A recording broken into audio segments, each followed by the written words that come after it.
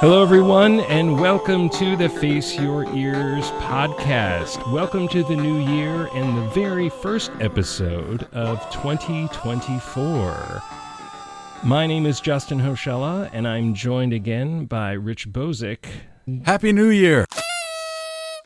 We're excited for the new year and looking forward to many projects we're going to be diving into. So once again, if you need help with your songwriting, your singing, your production, reach out to us. Bozick Voice Studio is there for your songwriting and vocal needs, and Man-Made Random is there to help with production services. Just something I wanted to kick off with today, remind all of you that we are here for you to provide excellent services in those areas. Rich, how you doing? How's it going over there in New Jersey? I'm doing well. I'm back to a normal life with normal meals. Yeah. That aren't feasts every time I eat. So yes. Rich and I actually got to spend some time together in the same place in New Jersey. Yes, that was great. Yeah, we got to partake in many a feast. We actually had a Thanksgiving-style dinner one night, just casually. It was great. It was great to have you guys over, and you and your wife, and hang out, and you guys got to see the family and see the kids here, and we all had a good time. So we've kicked off the new year with fanfare. We're excited for the year ahead, but let's back up a little bit. So Rich, what are we talking about today in this very first episode of 2024 of Face Your Ears? In our final episode of 2023, we had touched upon the idea of inspiring creativity or having creativity inspired within us. Today, we want to go into more depth. We want to talk more about ways to inspire creativity and how we go about that process. Cultivating creativity is what we're diving into today. One approach I really like to take when it comes to my own creative muse, if you will, is I like to impose arbitrary constraints.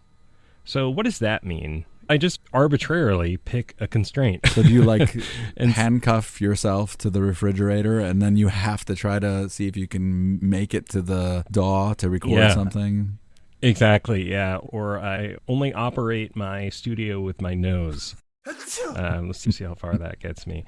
Arbitrary constraints may seem counterintuitive, but it can really challenge you and make you focus, which can inspire creativity. So for example, you could set a constraint of tempo that I'm only going to work within a specific tempo because maybe you like to use what your DAW brings up automatically by default. And so this is a way for you to say, nope, I'm going to intentionally set a constraint of 80 beats per minute, and whatever comes out at 80 beats per minute is going to be the output. Another example would be like using specific instruments, like, okay, for this song, I'm only going to use a particular synthesizer, or I'm only going to use my voice, or I'm only going to use samples. So this is just a way to focus you and challenge you at the same time. And so I think that it can yield really interesting results. And sometimes what I find is with all of the options we have today, so if you look around my studio at the hardware alone, there's a bazillion options. And it becomes tenfold that, if not 100, when you look at the software options that I have. That level of choice can actually hinder you sometimes because, again, it's overwhelming. Yes. So this arbitrary constraint idea is a great way to say, okay, I'm just going to stay in this particular space for writing this song or just exploring an idea. Yeah, I like that. It could streamline the process. Sometimes even deciding on a structure of a song. Like, I'm always writing songs that are verse, chorus, bridge, chorus, chorus. What if I impose a different structure on the song from the outset? What if lyrically you restrict the number of syllables per line, or you want to work with a specific effect? Things like that. It could be something you could carry throughout the entire process, and you can set boundaries on everything, or you could just start off with one thing that has a very specific kind of boundary. Once you get that established, that might inspire a bunch of other ideas, and you could kind of abandon the barrier and then just build off of where you started. You could get to a place, paradoxically, where one of the constraints becomes that there are no constraints, right? Because maybe you're so inspired that you want to go off in a different direction. So yeah, it's all about inspiring creativity.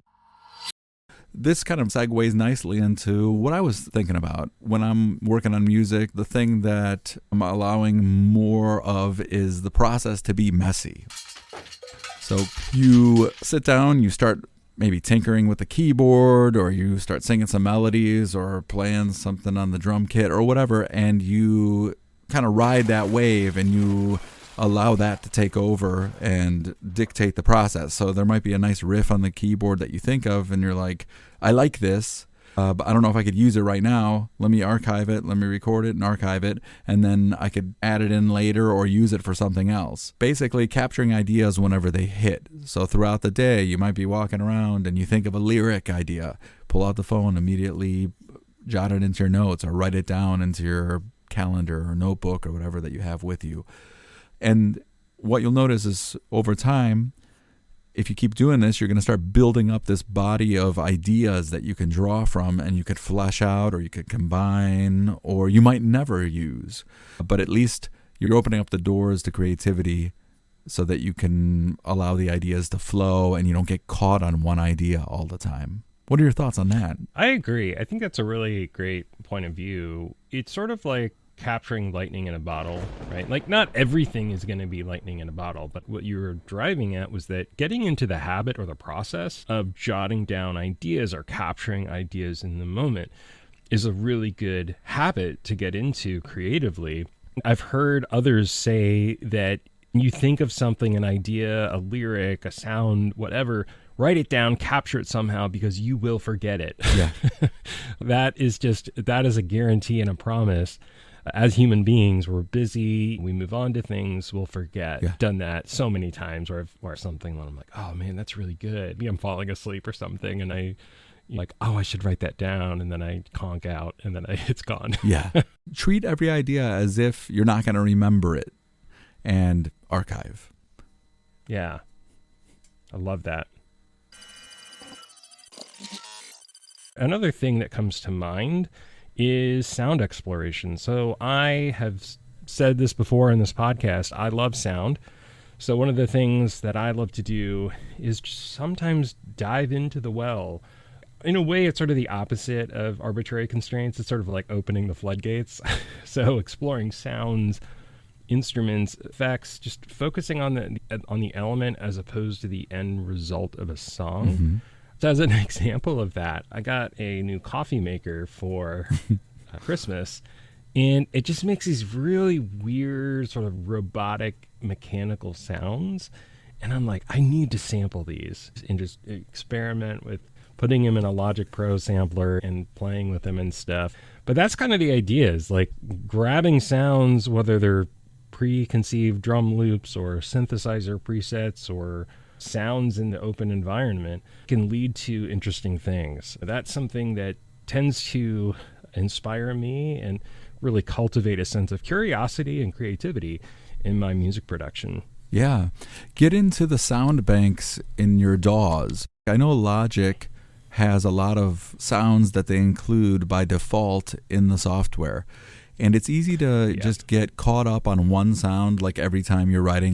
I know a lot of keyboards too, when you fire them up, they start up on the same sound all the time. So sometimes maybe a good thing to do if you're going to sit down and you want to write a bit, sit down, fire it up, but immediately change the patch. Put the patch on something else, like on the keyboard, pick a different patch. In Logic, after you got your MIDI device hooked up, pick a different sound and see if it inspires a new idea. There's a lot of sounds in Logic that I haven't even touched yet. Some of them, because honestly, I'm slightly intimidated that you fire it up and there's this huge synthesizer where you could customize the sound completely and everything. So like it's a little intimidating at first, but play around. View that as part of the writing process. Be creative. Turn some of those knobs. One of the things I love about today's modern DAWs, including Logic, is that exploring sounds has become more intuitive. So one of the examples of that is how in Logic Pro, When you're exploring loops, for example, you can browse by genre. And that's a really great way to explore things that maybe you wouldn't have normally explored. Like if you're into hip hop, maybe you wouldn't necessarily explore country. So I think crossing the genre lines is much easier in that type of environment. And you're right, Logic has just an insane amount of content available, like loops and instruments and presets and you name it. That's a really fun thing that's very easy to engage in. Yeah. A little thing that the listeners might be interested in, you guys can't really see it, but in Justin's studio, there is a lot of equipment and there are a lot of external hardware synthesizers. Can you tell us a little bit about that and how do you use that stuff in this process? Yeah, I love tapping into some of my hardware synths. What's nice is that today's software like Logic Pro, there's a lot of plugins and stuff that make accessing and manipulating these synthesizers much, much easier.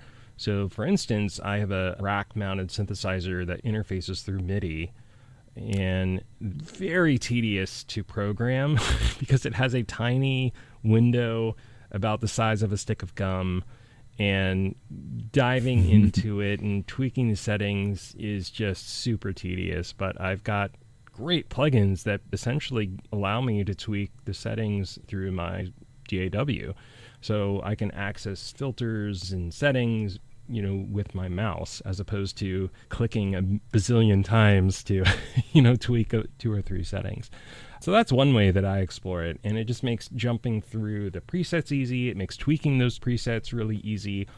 And one other thing that I think is cool is it makes understanding how that synthesizer works much more intuitive, because you can sort of see all the different settings as opposed to diving through menus and only seeing one setting at a time. So having sort of everything up in front of you all at once, great. I love it. Yeah. This is also another side benefit of doing this kind of thing is you don't always have to feel like you got to be running out and buying the newest thing. Sometimes just exploring more deeply what you have already, there's a lot there. That's great advice that a lot of producers will encourage people to do is once you get to a certain point with your hardware, just stop and start learning what you already have, because buying another piece of gear isn't necessarily going to solve the problems that you have, especially creatively. I think that the synthesizers that I have from the 80s or the 90s, there's so much to explore in there. And like I mentioned before, today's software makes it so much easier. There's so many great software developers out there who have created editors and plugins and stuff that make accessing the sort of buried features of these old synths so easy to do. Something we had briefly talked about, I think, in that end of year episode is the idea of going out and taking in other kinds of experiences and art to inspire you. Have you done any of that lately? Yeah, I saw Depeche Mode back in November. That was awesome. And there's more shows that I'm looking forward to going to this year. One thing I did recently, though, was I actually was inspired by a book that I read. One of the ideas in the book was this thing called Terminus, and I won't get into it. But anyway, Terminus was just sort of thing about a parallel reality and universe and stuff, and it was just very ominous. The book is called The Gone World, and it's by Tom Sweeterlish. And the synopsis of the book is Inception meets True Detective in this science fiction thriller of spellbinding tension and staggering scope that follows a special agent into a savage murder case with grave implications for the fate of mankind. So a very ominous sort of premise for this book, and it inspired me to write this music in the song Terminus. I have to finish mixing it, so I showed you a demo of it, Rich, but I'll post it here. Excellent. One of these days, and let people check it out. Yeah, I just wanted to give a little more context for that, because taking inspiration from other things like books, like shows, like whatever, is such a great way to cultivate creativity. What about you? Is there any shows or anything like that you've partaken in or are looking forward to explore this year? I've been allowing the algorithms of YouTube, the recommended list to guide some of my listening lately. The suggested stuff, which is very inspirational because I'm listening to things that I normally wouldn't have gravitated to myself. It's like a curated list based on my listening history, which is pretty cool. So I'm discovering new artists. I'm discovering different subgenres and allowing myself to take that stuff in. I'm also going back and listening to artists that I might have skipped over. You know how like you hang out with people and they're always talking about a certain band or artist like constantly. Yeah. And you don't really think much of it. Sometimes it might be a good idea to be like, well, who is this person? And then go and take a look, and it can just open up this whole treasure trove of music that you never knew was out there. And it could lead to other things. Also, a thing that I like to do is I like to look at music from around the world. Like, what are the metal bands in Africa doing? What are the metal bands in Japan doing? And just seeing what people have posted and watching and seeing the kind of sounds that they're thinking of in other parts of the world. You turned me on to Deer and Grey. I would have never come across that band. I'll caution anyone that wants to explore Deer and Grey. They're pretty extreme, but they're an awesome metal band from Japan. And that's something that it's a great example of like something that you wouldn't have necessarily found that on your own. But I think somebody recommended it to you. I had a student years ago who came in and he was a metal singer. And we were working on all of his stuff, and he just kept mentioning this band, Deer and Grey. You gotta listen to this band; they're so awesome. And I didn't think much of it at the time. I had my listening habits, and I was just focused on improving his singing and whatnot. And years later, during the pandemic, I went back and I was like, well, "What is this band?" I don't know. It just came into my thoughts. And I'm so glad that it did. And you know what was cool is I went and I messaged him. I listened to Deer and Grey. This band is awesome. Thank you so much for this recommendation. And we just got into a dialogue again and just talking about music. And he started sharing more music with me. And I started sharing stuff with him that I was listening to. As it is with all this stuff with music, once you find someone who's into something you're into, they're going to be able to give you other recommendations. I've had this experience on YouTube where this band called Heilung was recommended to me, and I'm going to read you a description of this band. And you need to go check them out, Rich, by the way. I think you would really love this band. So Heilung is an experimental folk music band made up of members from Denmark, Norway, and Germany. Their music is based on texts and runic inscriptions from Germanic peoples of the Iron Age and Viking Age. Heilung describes their music as amplified history from early medieval Northern Europe. Their music is usually about Germanic deities, the Jötnar and Valkyries. Heilung is a German noun meaning healing in English. And so their genres are described as folk, neo-folk, ethnic music, industrial, and they even have influences of like metal as well. And there's some really cool guttural like throat singing in it, like that like that kind of sound. It's awesome. Their stage presence alone is it's like you've stepped into this fantasy world, and it's almost like you're looking at these musical Vikings on stage. It's awesome. And so that it just popped up on my feed, and I was like, okay, what is this? And I just started listening. And it's one of those things where you listen to it once, just get a taste of it, like, what is this? And then the more I listened to it, the more I started to understand what they were doing and what they were about. And I'm like, this is amazing. Like, nothing really exists like this in the world. So that was what was so exciting for me, and just getting inspired by that. Yeah. Another topic that I wanted to talk about is collaboration. So I think collaborating with others and seeing how their ideas make you respond, or just allowing someone to react to something that you've created is a really great way to cultivate curiosity and creativity once again. Absolutely. And I think it can validate sometimes, just to let someone hear something and see if it resonates with another person. Or sometimes opening the door up for collaboration can lead to like actual, hey, I want your input. I want you to play guitar on this. I want you to sing on this, that kind of thing. And invariably that person's going to do something that you wouldn't have done yourself because they're not you. I've been working with my friend John on some Depeche Mode covers, and it's been amazing because he's coming up with things. He's doing the vocal work. He's doing all the heavy lifting there. And Rich, you've been working with him and helping him with his voice, and it sounds phenomenal. It sounds absolutely incredible.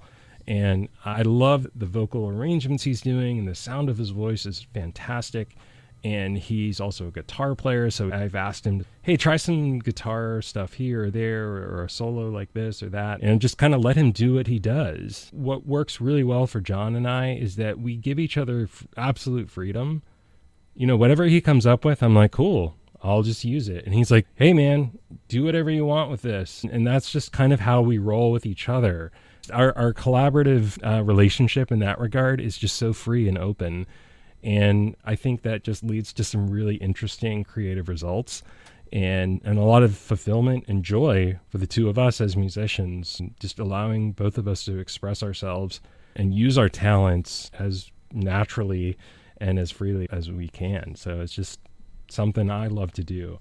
I love the collaborative process in terms of how it cultivates creativity. Absolutely. That's a great point. Within my studio, I try to encourage students to collaborate with each other, maybe singing duets or putting together a show. With regard to writing, I think sometimes asking people who might be even in a different genre that you're in and being like, hey, do you want to try to write something together? That can be a nice collaborative experience that can be very fulfilling because you have someone coming at it in a completely different way with a completely different perspective and maybe education than you to do some things together. I think more of that should be happening. Some people are lone wolves, so don't be offended if you ask someone and they're not into it, but don't hesitate. Still ask. There are a lot of platforms online, too, to collaborate with other people. I've seen stuff on Instagram where someone will be like, here's this piano part I thought of. Can someone think of a vocal line? And then you'll have a bunch of people reply with the original video, and then they'll film themselves singing over it, which is kind of a cool thing. Sometimes even on YouTube, I'll see stuff where producers will post a track and be like, can someone think of something for this? Maybe you message them or whatever, and they'll send you the necessary track to be able to complete the project. There's a lot of options out there, even if you don't know anyone in your circle who does what you do with regard to music creation. It doesn't always have to be just about recording, too. It could just be about jamming with other people and playing music together. And then that can inspire some creativity when you're off on your own with writing. You know, as you were talking about that, one thing that stuck out to me is this idea of a lone wolf. And a couple of really famous artists that come to mind for me are like Prince and Trent Reznor as these supposed lone wolves. They're famous for doing everything on their album. Trent Reznor's debut album with 9 Inch Nails, Pretty Hate Machine, he did the whole thing, basically, as the story goes. And Prince was very famous for that as well. But the reality is both of those musicians collaborated heavily with other artists.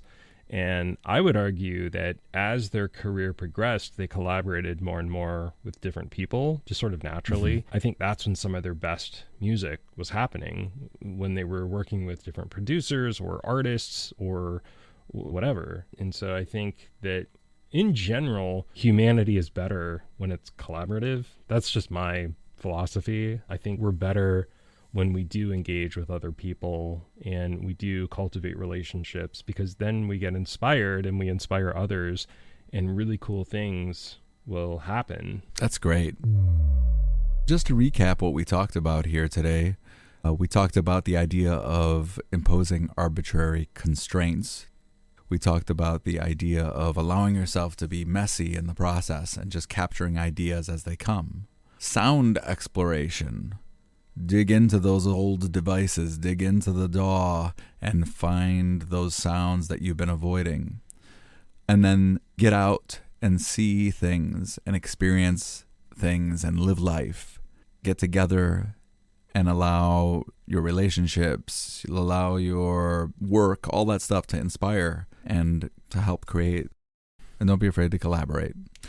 Thank you, Justin, for joining me today. And I hope all of our listeners are going to maybe try some of these things out. Yeah. I wanted to pitch one other thing too real quick. We've got this great resource on our website. It's a book by a gentleman named Dennis DeSantis. It's called Making Music, 74 Creative Strategies for Electronic Music Producers. Nowadays, we're all electronic music producers because we're using our computer. We're using electronic instruments and so forth. So don't let the title dissuade you. There are really great ideas and approaches in this book. And the great news is that this book is free. So check out our website. We'll put a link in the show description. You can explore it to get some more interesting creative ideas for how to approach your own music. With that, we'll say goodbye for now. And thank you for checking out our very first episode of 2024. We will catch you in our next one. Bye for now. Take care. Thank you for listening to the Face Your Ears podcast. If you found this episode entertaining and informative, be sure to share and leave a review. Also, check us out on social media and be sure to like, comment, and subscribe. For more information related to our podcast, head on over to www.faceyourears.com. Links can be found in the show description. And remember, whether you're a musician just starting out or a seasoned professional looking to talk shop, it's time to face your ears.